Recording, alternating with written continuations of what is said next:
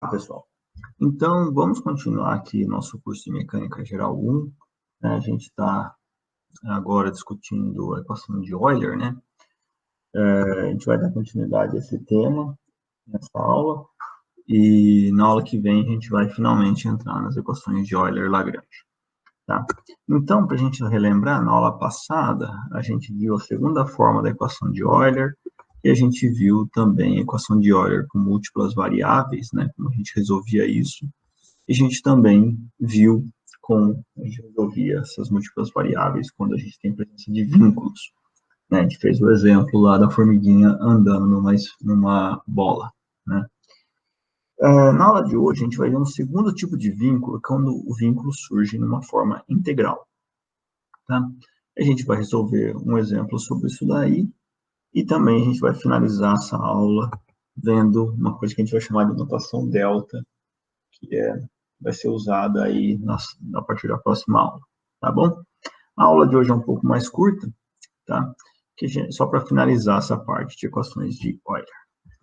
Então, pessoal, o vínculo que surge ligando as variáveis num problema da equação de Euler, né? Até agora a gente vinha vendo vínculos que surgiam como forma de função, né? Como, por exemplo, na aula passada, que a gente viu x² mais y² mais z² igual a r².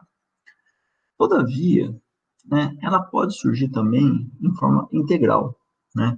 Um exemplo que já surge para a gente é aquele exemplo da catenária, né, que a gente fez há algumas aulas atrás, né? E a gente tratou o problema da catenária como uma corda, mas a gente nunca falou do tamanho da corda. Mas se a gente fala que o tamanho da corda é constante igual a Elão, tá? O que eu estou dizendo para vocês, né? Então, imagina, né? A corda está pendurada num ponto aqui, num ponto aqui. Então, eu sei que o comprimento da corda é Elão. Então, o que eu sei é que Elão é igual à integral entre A e B de ds, né? Da elemento do caminho, tá bem? Então, quando eu tenho um tipo de vínculo, que nem esse daqui, que dizendo que a integral de A até B de ds é uma constante Elão, né? Se eu tenho, né, uma função f de y' e x, uma integral aqui que a gente quer achar o extremo, que é a integral j, que é de integral de a até b de f, y e x, y e linha de x e x, de integral em dx, né? E se eu estou, né, sujeito a um vínculo na forma integral, e eu vou falar para vocês, então, agora que essa integral do vínculo, né, o ds, no caso, por exemplo, no exemplo aí da catenária, eu vou falar que essa integral vai ser uma integral num g de y' e x, tá bem? Então, da mesma forma, ela é escrita de uma forma bastante igual à integral j, tá bem? Então, da mesma forma que a gente fez lá atrás para equação de para equação de Euler com vínculo na aula passada, a gente vai definir um lambda, né, que tem o mesmo papel do multiplicador de Lagrange, agora é uma constante lambda, tá? De modo que, né, na aula passada a gente escrevia, né, a função de Euler-Lagrange usando esse lambda. Agora a gente vai escrever a integral usando esse lambda. Então, eu vou falar que a integral que eu quero achar um extremo vai ser a integral de f mais lambda g dx, tá? Então, eu vou definir um lambda, tal qual eu vou escrever a integral dessa forma. Sendo assim, eu vou chamar uma função h, tá? Só por facilidade, e essa função h vai ser a função f mais lambda dessa função g, tá? De modo que agora eu quero achar o extremo dessa integral aqui. Ou seja, eu vou resolver a equação de Euler para a função h. vai ser del H del Y' menos d dx del H del Y', que nada mais é do que del F del Y' menos d dx del F del Y'. Opa, aqui é. Opa, tá errado, aqui é Y, tá, pessoal? Aqui foi erro de copy and paste, tá? Aqui não tem essa linha, não. Tá? Deixa eu... Vamos apagar aqui. Opa! Linha não tá quente. Legal. Então, é del H del Y menos d dx del H del Y' é igual a del F del Y menos d dx del F del Y' mais lambda del G del Y menos d dx del G del Y'. Isso aí tem que dar zero.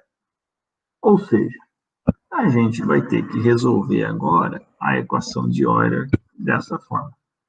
Tá? Note que temos que achar o y de x, mas temos que achar o lambda também. Tá? O lambda surge como outra incógnita. É um multiplicador de Lagrange, aí é uma incógnita, mas a gente só tem essa equação. Na verdade, não, né? Na verdade, a gente continua sujeito às condições iniciais, condições de contorno do problema, que são as condições iniciais do problema, né? Por exemplo, quem são os pontos A e B, e o vínculo, que é o K, que é igual a integral de G, que é igual a uma constante. Tá? Então, resolvendo esse vínculo, a gente acha também o lambda. Então, a gente tem duas equações. Tem a equação de Euler, um vínculo, e tem o próprio vínculo, que são duas equações, e as duas incógnitas, nesse caso, que eu tenho y e lambda. Tá joia? Então, pessoal, para esclarecer como a gente resolve isso aí, vamos fazer um exemplo. Vou fazer um exemplo. Vou imaginar, então, que eu tenho uma corda de comprimento L e eu prendo essa corda em dois pontos, né, no plano XY, no ponto menos A e 0 e no ponto A e 0. E eu posso pegar essa corda e fazer qualquer formato que ela me permita fazer. Eu quero saber qual formato que eu tenho que fazer com essa corda, né? Qual a curva que eu tenho que fazer com ela, para que a área delimitada entre a corda e o eixo X seja a maior possível. Ou seja, né, eu tenho dois pontos, menos A e 0, aqui no eixo X. Tá? Aqui eu tenho o eixo Y. E aqui eu tenho a minha corda. Tá? Eu quero saber qual que é o formato que eu tenho que deixar essa corda para que essa área aqui, ó, seja a maior possível. Tá? Então, para resolver esse problema, a gente precisa, então, já, logo de cara, observar qual que é o vínculo. Da mesma forma do exemplo da catenária, o vínculo é o que? O tamanho da corda. O tamanho da corda é uma integral de A até B, e o caminho, ds, tem que dar igual a L. O elão, que é o tamanho da corda. Né? Eu falei que a corda tinha um comprimento elão. E essa integral de ds, a gente está cansado de fazer já, é igual a integral de x1 até x2, que nesse caso é de menos A até A, de raiz quadrada de 1 mais y' ao quadrado dx. Ou seja, esse cara é o meu g de y' dx. Tá? Meu g é raiz quadrada de 1 mais y' ao quadrado. E a integral para achar a área é simples, né? A integral para achar a área sobre uma curva é a integral da curva dx. Né? A área sobre a curva é a integral de y dx. Tá bom? Bem, então, com isso, achamos aí que a gente vai ter que achar, o que a gente vai ter que achar agora é o extremo da função h, que é y, porque y é minha função f, mais lambda g, que é lambda vezes 1 mais y' ao quadrado. Tá? A gente usando aí o f e o g que a gente está acostumado, a gente pode escrever então que del f, del y é 1, del f, del y é 0, del g, del y é 0, né? Porque o g só depende explicitamente de y', E del g del y' é igual a y' dividido por raiz quadrada de 1 mais y' ao quadrado. Tá? Portanto, a equação de Euler desse cara fica 1 mais lambda vezes menos d dx de y' dividido por raiz quadrada de 1 mais y' ao quadrado. Em outras palavras, eu tenho que d dx, se eu passo esse cara para cá e divido por lambda, eu tenho que d dx é y' dividido por raiz quadrada de 1 mais y' ao quadrado. E isso é igual a 1 sobre lambda. Tá bem? Ou seja, eu fico com uma equação desse tipo, que a derivada em x de y' sobre raiz quadrada de 1 mais y' ao quadrado é igual a 1 sobre lambda. Legal. Vamos resolver isso daí. É fácil, né? Integrando esse cara, eu tenho que y' dividido por raiz de 1 mais y' ao quadrado é igual a 1 sobre lambda vezes x mais uma constante. Por conveniência, eu vou chamar essa constante de menos C1. Tá? É uma constante. Né? Eu chamo de mais ou menos se eu quiser. Né? Não tem o porquê chamar de mais ou o porquê chamar de menos. Aqui eu vou chamar de menos porque eu já sei mais ou menos o que vai dar isso daí. Tá bom? Bem, então se eu pego e arranjo isso daí elevando ao quadrado, eu posso escrever que lambda vezes y' ao quadrado dividido por 1 mais y' ao quadrado é igual a x menos c1 ao quadrado.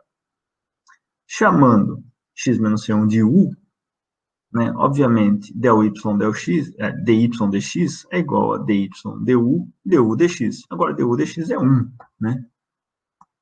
Aqui, u é igual a x menos c1, du dx é 1. Então, eu posso falar que dy dx é igual a dy du. Então, eu posso agora escrever tudo isso em função de u e dy du, como lambda y' ao quadrado é igual a u quadrado, 1 mais y' ao quadrado, reescrevendo, trazendo tudo que tem y' para um lado, eu fico que y' ao quadrado vezes lambda ao quadrado menos u quadrado é igual ao quadrado, logo, eu tenho que y' é igual a mais ou menos u sobre raiz quadrada de lambda ao quadrado menos u quadrado. Tá? E agora, eu só tenho que integrar esse cara. Y é, então, igual a mais ou menos u sobre raiz quadrada de lambda ao quadrado menos u quadrado du, mais c quadrado, mais c2, perdão, né? A primeira constante eu chamei de c1, a segunda constante eu chamei de c2. De modo que a integral de u sobre raiz quadrada de lambda ao quadrado menos u quadrado nada mais é do que menos raiz quadrada de lambda ao quadrado menos u quadrado. Então, eu tenho que o y é igual a isso daqui.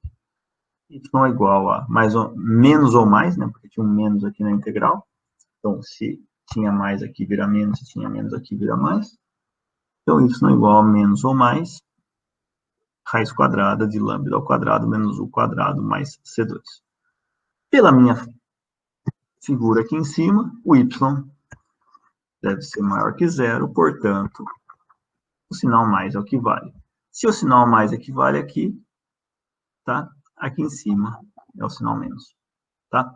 Porque lembra que quando eu faço a integral, inverte o sinal, tá? Então, o fato do y ser positivo, eu tenho que y é igual a raiz quadrada de lambda ao quadrado menos u quadrado mais c2. Então, eu posso escrever, elevando c2 para cá e elevando tudo ao quadrado, que y menos c2 ao quadrado é igual a lambda ao quadrado menos u quadrado. Lembrando que u é x menos c1, eu tenho essa equação aqui. Eu vou até grifar de azul escuro.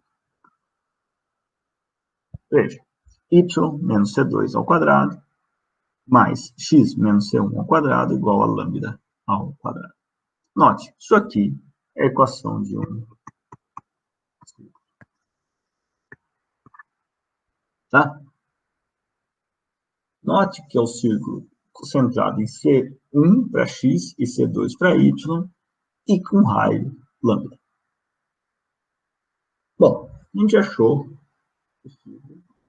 as constantes C1 e C2 e achou que tem lambda.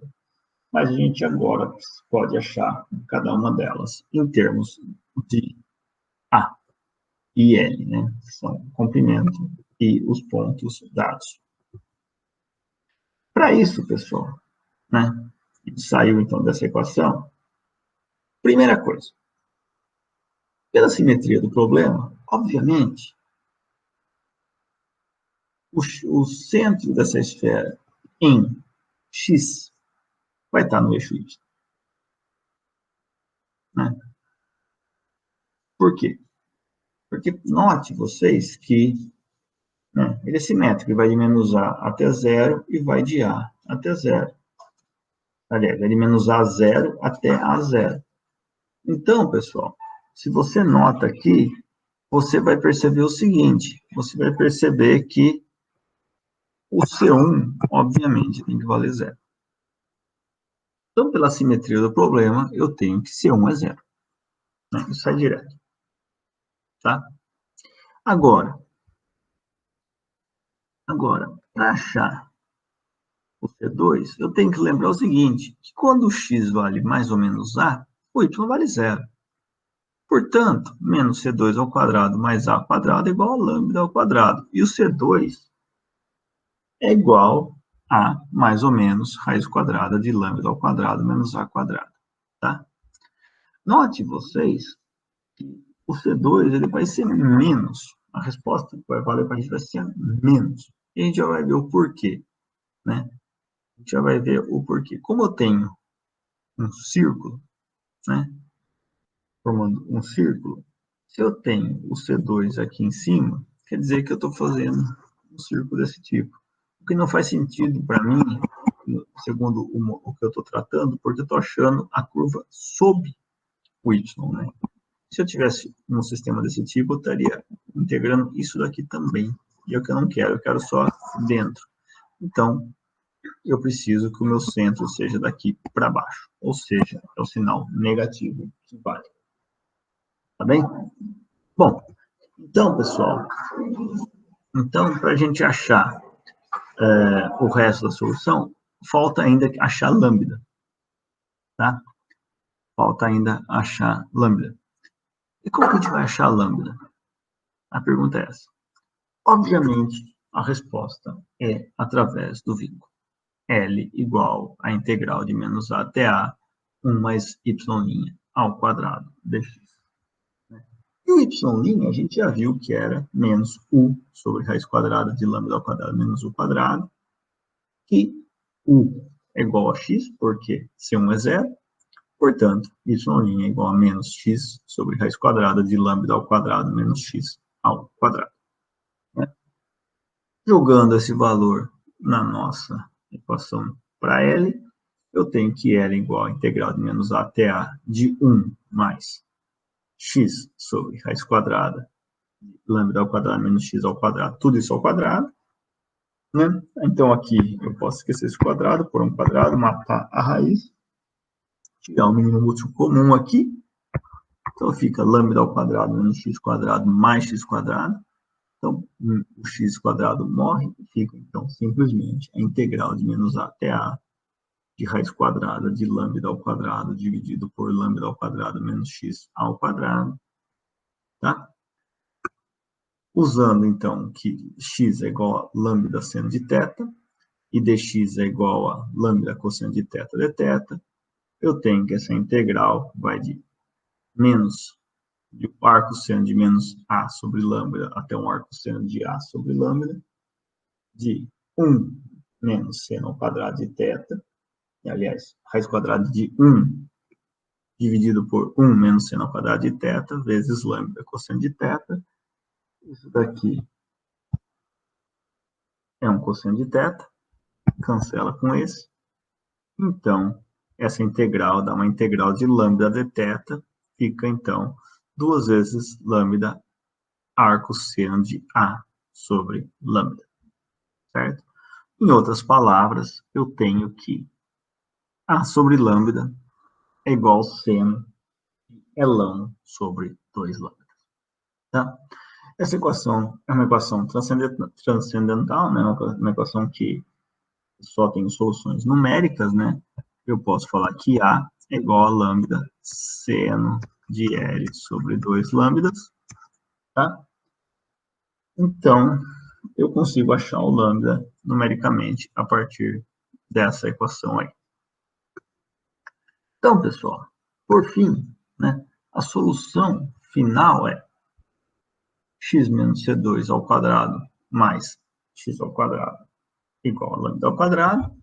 Perceba que o C2, como a gente já discutiu, tem que ser menos essa raiz quadrada. Então, o y mais raiz quadrada de lambda ao quadrado menos a quadrado, tudo isso ao quadrado mais x quadrado tem que ser igual a lambda ao quadrado, onde o lambda sai dessa equaçãozinha aqui. Tá? Então, notem que a gente achou, uma vez que a gente sabe o A e o Elão, a gente achou, obviamente, tanto o lambda quanto C1 e C2. Tá bem? E a gente viu, então, que a solução do problema não é uma curva qualquer, que nem essa que a gente desenhou aqui em amarelo. A solução do problema, por fim, é um arco de círculo. Tá? Então, dependendo de quanto vale meu L, dependendo de quanto vale meu A, é o tamanho desse arco do círculo. Tá? E note que existem alguns casos interessantes, algumas situações especiais. A primeira delas é se A igual a lambda. Se A igual a lambda, dá 1. O seno de L sobre 2π sobre 2 lambda tem que dar 1. Portanto, L sobre 2 lambda, obviamente, tem que valer π sobre 2. Em outras palavras, L é igual a π vezes lambda, mas lambda é igual a A. Então, L é igual a πA. E temos um hemisfério, né, com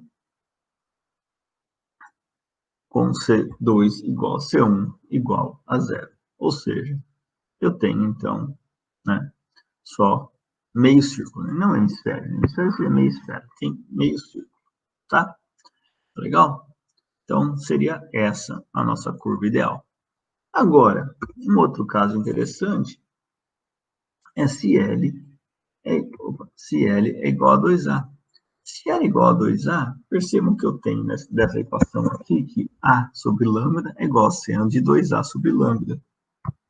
Eu posso cancelar 2, fica A sobre lambda igual a seno de A sobre lambda. Ou seja, se eu chamar sobre lambda de um ângulo qualquer θ, fica θ igual a seno de θ. Agora, θ igual a seno de θ, isso só é verdade se θ vale 0. Agora, se θ vale 0, eu estou dizendo para vocês que A sobre lambda é igual a 0. Mas o A não é 0. O único jeito disso aqui ser verdade é se lambda tender para o infinito. Tá? Ou seja, estou dizendo para vocês que é um círculo de raio infinito. Um círculo de raio infinito é uma reta. Tá?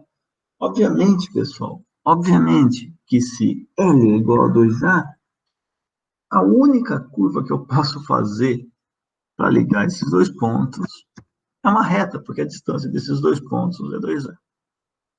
Tá joia? Tá legal? Então vejam vocês que o resultado funciona. Tá? Vejam vocês que é bonitinho. A gente chega aí num resultado bastante legal. Né?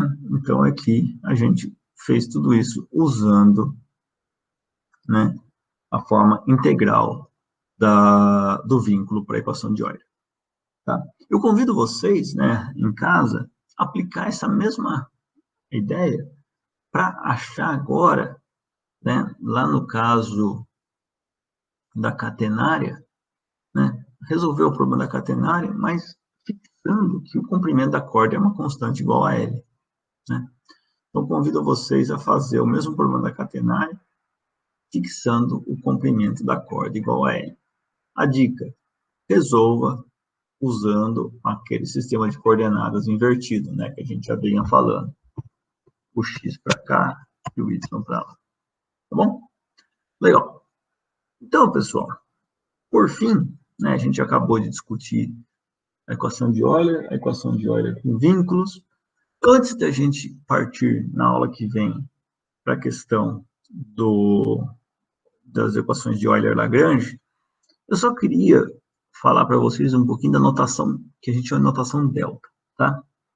Na verdade, isso daqui só uma notação diferente, só um jeito diferente de escrever o problema, tá?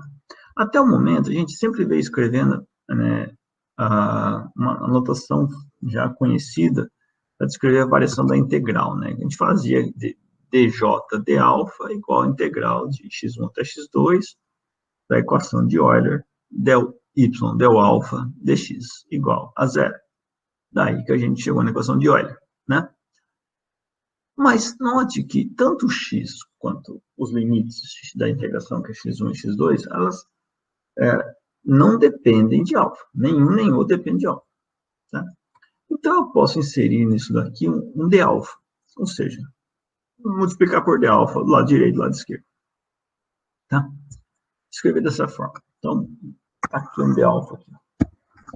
Tá? Então, pessoal, só por questão de notação, eu vou chamar delta J como sendo dj, d alfa vezes d alfa. E vou chamar delta y, mesma coisa, del y, del alfa, d alfa. Tá? Aqui entra o delta porque o y depende de mais uma variável, né? Depende do x também. O j depende apenas de alfa. Então, dessa forma, eu vou escrever a equação integral aqui de cima simplesmente como delta j igual a integral de x1 até x2 de del f del y menos d dx del f del y de delta y dx. Ou ainda a integral de x1 até x2 de delta a função f dx. E vou falar que isso aí é zero. Tá? Então, isso aqui, o que ele quer dizer? Né? Em outras palavras, quer dizer o seguinte. Então, imagine que eu tenho aqui meu x e meu y. Imagine que eu tenho um ponto A e um ponto B. Tá? O caminho ideal é esse caminho em azul aqui. Tá? Se eu tomo um caminho, que é esse caminho cor-de-rosa, tá? De modo que eu tenho um desvio, um pequeno desvio delta y desse caminho azul, esse pequeno desvio delta y no caminho azul faz com que o delta j seja diferente de zero. Ou seja, eu tenho um delta j diferente de zero se eu saio do caminho ideal. Em outras palavras, essa notação diz que j é um extremo quando o delta j é nulo. Tá? Quando eu estou no caminho ideal, o delta j é nulo. Tá? Então, isso aqui é só uma notação. E, a partir das próximas aulas, quando a gente estiver discutindo as equações de Euler-Lagrange, muitas vezes a gente vai se apropriar dessa notação delta, até porque economiza tempo. Tá? Então, isso aqui é só uma questão de notação, então não tem nenhuma mágica, não tem nenhum conceito muito pesado por trás disso. É só uma questão de notação mesmo. Tá joia, pessoal? Então, a gente acabou essa parte de equações de Euler. Espero que vocês tenham conseguido acompanhar, né? E na próxima aula, então, a gente entra de cabeça aí nas equações de Euler-Lagrange, que é, sem dúvida, a parte mais legal desse curso, né? Aplicar as equações de Euler em problemas de dinâmica. Tá joia? Então, eu espero que vocês tenham aproveitado essa aula e a gente se vê aí na próxima aula. Um grande abraço. Até logo, pessoal.